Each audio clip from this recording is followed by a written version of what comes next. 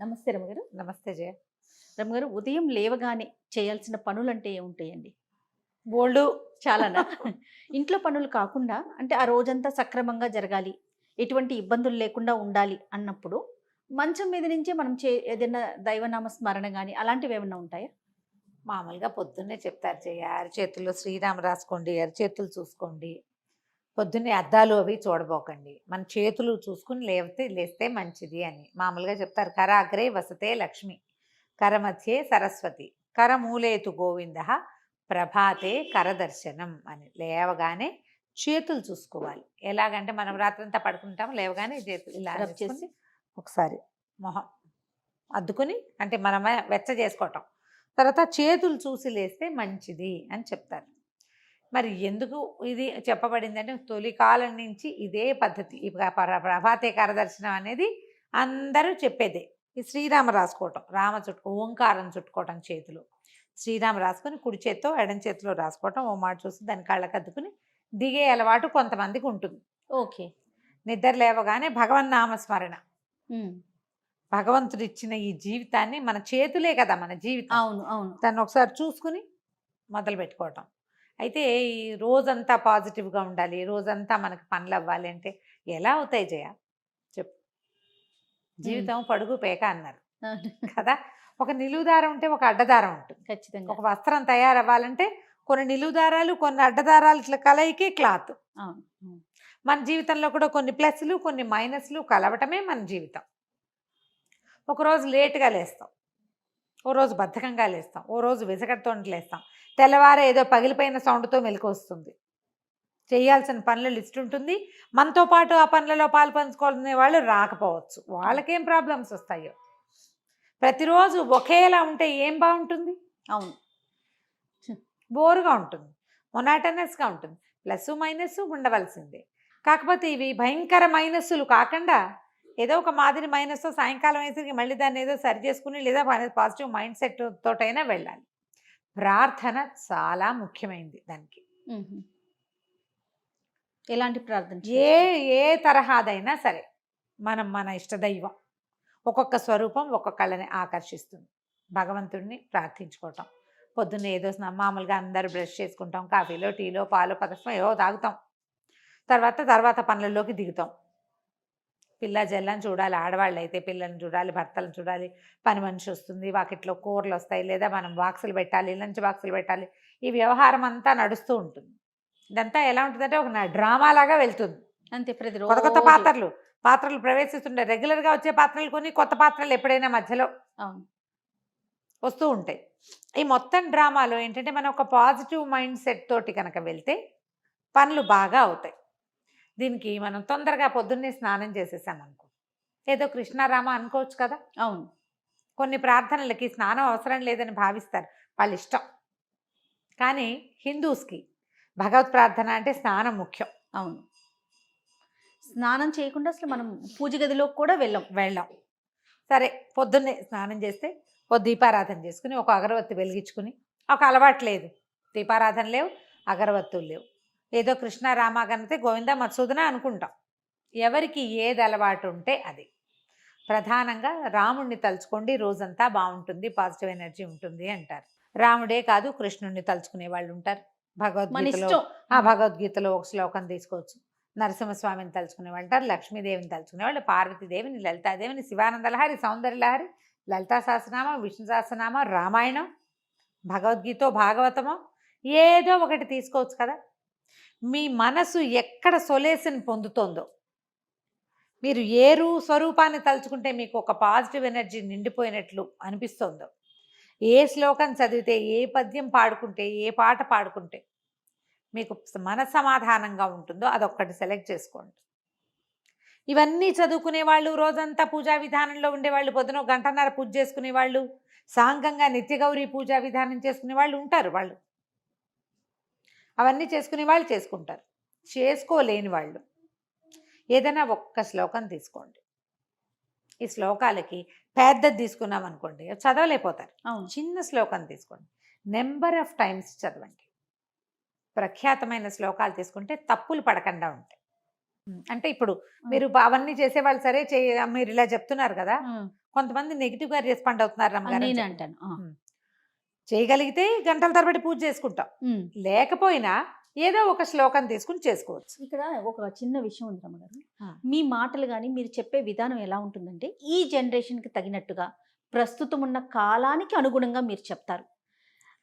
ఇదే చేయాలి, ఇది చేస్తేనే మనకు బ్రహ్మాండం బద్దలైపోతుంది లాగా కాకుండా మీకు ఏది దొరికితే చేస్తే సంతోషం, చేయకపోతే మీరు ఏది చేయగలరో ఎంతవరకు చేయగలరో నియమంతో నిబద్ధతతో చేయమని చెప్తారు కదా. నేను లాస్ట్ టైం మనం ఒక వీడియో చేసాం రమ్మగారు బ్రహ్మముహూర్తం గురించి.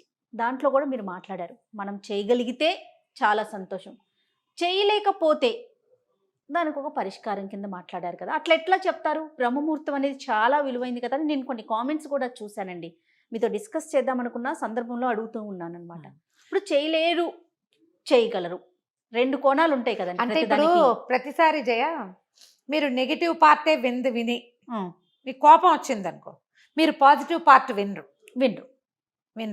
మీరు మహాద్భుతమైన కార్తీక పురాణం చెప్తా నెలంతా ఉపవాసం ఉండండి, లేదా 4 వారాలు ఉపవాసం ఉండండి, ఓ పౌర్ణమి 2 ఏకాదశులు ఉండండి, లేదా ఒక్క ఏకాదశి ఉండండి, లేదా ఒక్క పౌర్ణమి ఉండండి, లేదా ఒక్క సోమవారం అయినా ఉపవాసం ఉండండి అంటారు. ఏమి 30 రోజుల నుంచి ఒక సోమవారంలోకి తెచ్చాడు కార్తీక పురాణకర్త?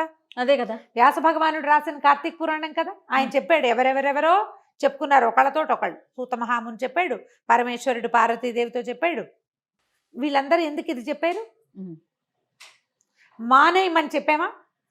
ఎక్కడ కూడా మనం అసలు అలాంటి పైగా ఇప్పుడు నువ్వు రోజు లలితా శాస్త్రం చదువు, నీకు పాజిటివ్ ఎనర్జీ వస్తుంది అని చెప్తాను నేను. నువ్వు చదవగలవా జయ? గుండెల మీద చేసుకుని చెప్పు. అస్సలు సాధ్యం కాదు రమ్మ. పోనీ నీ ఫ్రెండ్స్ లో ఎంతమంది చదవగలరు? వేలల్లో లెక్క పెట్టొచ్చేమో కదా ఈ రోజుకున్న పరిస్థితులకి దానికి తగినట్టుగా. అందుకని ఒక్కటి తీసుకోండి, మానేయండి అని చెప్పామా? లేదు కదా. మీరు సరిగ్గా వినకపోతే నాదా తప్పు జయ? నా తప్ప? దాన్ని నెగిటివ్ కోణంలో ఎందుకు తీసుకుంటారు?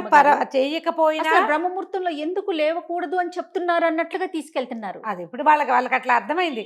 ఏంటంటే ఇప్పుడు పైగా ఇందులో ఇంకోటి ఉంది జయ. నాకు కూడా ఒక మెసేజ్ ఇలాంటిది వచ్చింది. ఆవిడ నాకు చెప్పారు, మా ఫ్రెండ్స్ అంతా రమగారు ఏం పూజకలు చేయక్కర్లేదు అంటున్నారు, మీరు ఇంత పూజ చేయొద్దన్నారు అన్నవాళ్ళు ఎవరో. మరి నాకు విచిత్రంగా ఉంటుంది. పూజ చెయ్యొద్దని చెప్పానా నేను ఎప్పుడైనా? ఎక్కడ మీరు చేసుకోండి, చేసుకోగలిగే బంగారు తల్లులకి మీకు పాదాలకు దండం పెట్టాలమ్మా, చక్కగా చేసుకోండి.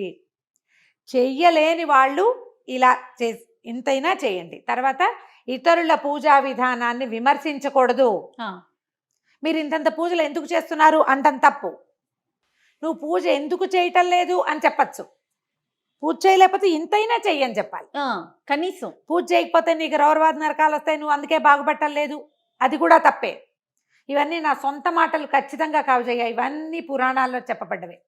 పూజ చెయ్యని వాడిని మనం విమర్శించకూడదు, చేసే వాళ్ళని విమర్శించకూడదు. పూజ చేయని వాళ్ళ దగ్గర కూడా వాళ్ళకు ఒక పాజిటివ్ థింగ్ ఉంటుంది, ఏదో వాళ్ళకు ఒక నమ్మిక ఉంటుంది. నిత్యము నియమానుసారం చేసే వాళ్ళ పందా వేరు. కనీసం స్నానమైనా నియమంగా చేయండి అని చెప్తాను. కానీ కాదు రమ్మగారు, ఎంతమంది భక్తుల కథలు చెప్పుకున్నాం, అసలు పూజే చేయకుండా ఆ ఒక్కరోజు ఉండటం వల్ల కూడా మోక్షం లభించిన వాళ్ళ స్టోరీ, ఆ కథలు కూడా ఉన్నాయి, ఎన్నో చెప్పుకున్నాం. ఆ కథలు కూడా ఉన్నాయి. నెగిటివ్ థింగ్స్ వైపుకి వెళ్ళొద్దమ్మా. మీరు ఒక పాయింట్ విని దాని మీద జడ్జిమెంట్ చేసుకోకూడదు, దాన్ని స్ప్రెడ్ చేయకండి. ఒకటి తెలిసిన తర్వాత మీకు ఒకటి తెలిస్తే, మీరు ఒకటి వింటే అదే వీళ్ళు అని అనుకోకూడదు. ఒక్క దాంతో ఏ జడ్జిమెంటు కుదరదు. మనం చదువుకునేది ఏదైనా ఒకటి నియమం ప్రకారం చేస్తే, పెద్ద లలితా సహస్రనామం చదివితే ఎలాంటి అత్యద్భుతమైన ఫలితాలు లభిస్తాయని పెద్దలు, మహర్షులు, ఋషులు చెప్పారో మనకి ఒక్క శ్లోకంతో కూడా లభిస్తుంది. ఎందుకు రమ్మగారు, మనం విష్ణు సహస్రనామాలు మొత్తం చదివితే చాలా సంతోషం. చదవలేకపోతే శ్రీరామ రామ రామేతి చదువుకోమంటారు, అంతే కదా. అదైనా చదువు నువ్వు కనీసం నియమంతో. ఈ ఉదయకాలం చేసుకునే వాటికి కూడా నియమం ముఖ్యం. స్నానం చేసి ఒక అగరవత్తి వెలిగించి ఆపదామ భర్తారం చదువుకోండి కనీసం. మీరు రామరక్ష స్తోత్రం మొత్తం చదువుతాము, రామాయణం చదువుతామంటే మీ ఇష్టం, మీ ఓపిక. మీకు సమయం అనుకూలిస్తే మీకు సమయం లేకపోతే, మీకు అవకాశం లేకపోతే మీరు చేసుకోండి. కానీ ఎవరైనా ఇదంతా చదువుకునే వాళ్ళని మాత్రం విమర్శ పనికిరాదు. పూజలు చేయొద్దని మాత్రం నేను చెప్పలేదు. మీరు ఆ పొరపాటు రాంగ్ కన్సెప్షన్స్ లో ఉండకండి. నేను చెయ్యొద్దని ఒక్కసారి కూడా చెప్పాల. అంత చేయకండి కాదు, చెయ్యలేదని బాధపడకండి, ఏదో కొంచెమైనా చేయండి, ఉమ్. ఏదో ఒకటైనా చేసుకోండి. చిన్న శ్లోకం తీసుకున్నా, శ్రీ లలితా సహస్రనామాల నుంచి ఒక శ్లోకం తీసుకోండి. శ్రీమాతా శ్రీ మహారాజ్ని శ్రీమత్ సింహాసనేశ్వరి చిదగ్నికుండ సంభూత దేవకార్య సముద్యత, ఒక్క శ్లోకం అంతే.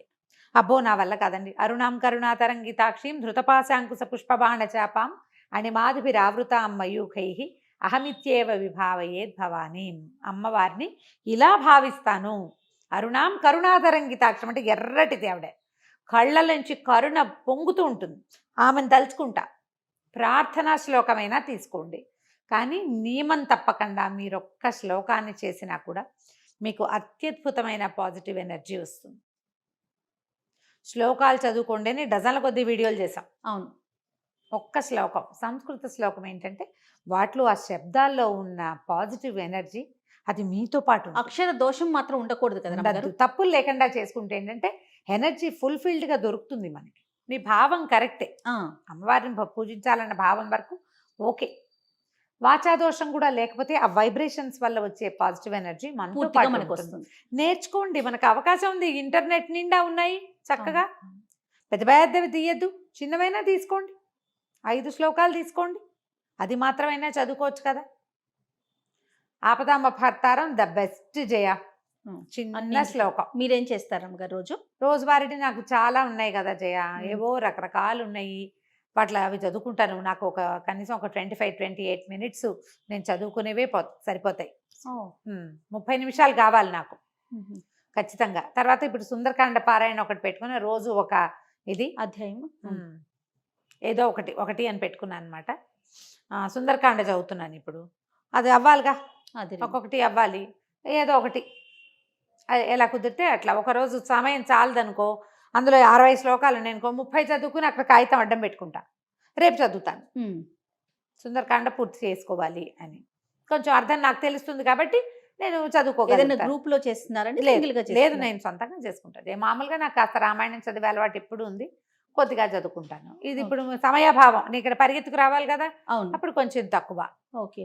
ఓ 10 శ్లోకాలైన పుస్తకం తీసి చదవకుండా మాత్రం ఉండను, ఓకే, అలా పెట్టుకుంటా. నా మామూలు రోజువారీ శ్లోకాలు ఉన్నాయి, మా వెంకటేశ్వర ప్రపత్తి, కరావలంబము, అవన్నీ అలవాటు, వాటి దారిన వెళ్ళిపోతాయి. నేను చెప్తాను, నేను పదే ఇదే మాట.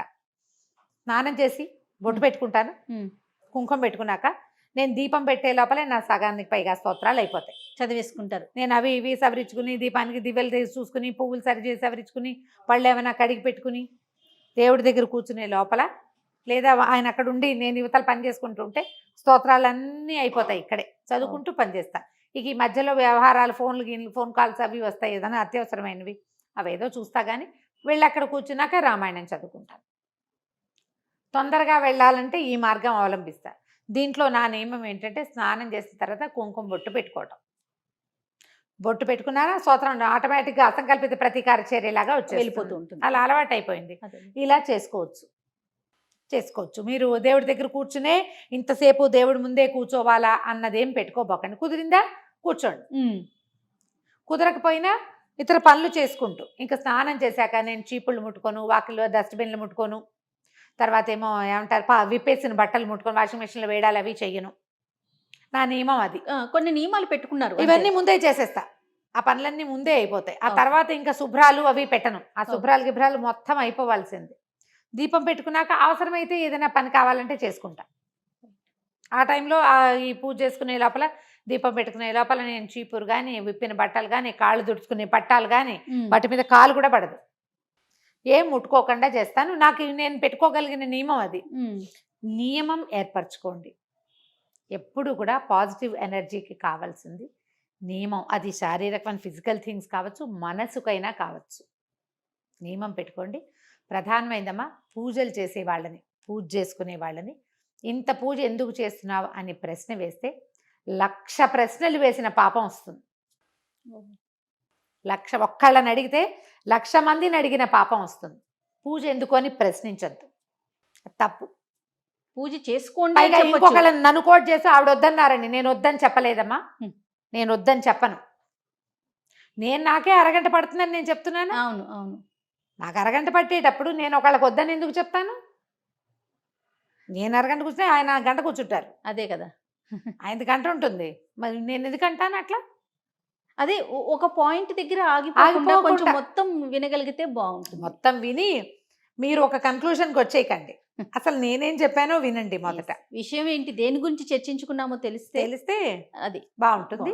ఆపదామపహర్తారం తీసుకోండి. పెద్ద మంత్రాలు శ్లోకాలు రాని వాళ్ళు స్నానం చేసి దేవతార్చన ఒక దీపారాధన పెట్టుకోనో లేదా ఒక అగరబత్తి వెలిగించుకుని 2 పువ్వులు దేవుడి దగ్గర పెట్టి ఆపదామపహర్తారం శ్లోకాన్ని మీరు 11 సార్లు కూడా చదువుకోవచ్చు. ఓకే. మీకు ఇంకా ఏదైనా కుదిరితే అది. మనకేంటంటే సాధారణంగా చెప్తారు జయ, కాస్త డబ్బులు ఇబ్బందులు ఉన్నాయి, ఉద్యోగంలో సెటిల్ అవ్వలేదు, అలాంటప్పుడు కనకధారాస్తవం చదువుకోమంటారు పెద్దవాళ్ళు. కనకధారాస్తవం చదువుకోవచ్చు. మీకు అన్నిటికీ భయంగా ఉంది, టెన్షన్ ఫీల్ అవుతున్నారు, అప్పుడు దుర్గా సప్తశ్లోకి చదువుకోమంటారు.